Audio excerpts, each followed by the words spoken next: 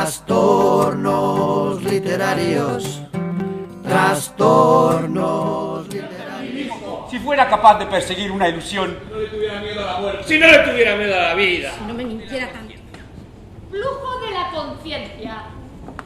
Epanadiplosis. O epanástrofe. Figura retórica que consiste en la repetición de un mismo término al principio y al final de la oración.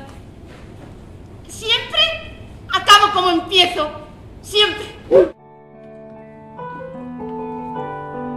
Disfemismo. Sustitución de términos cultos o comunes por otros más vulgares o familiares.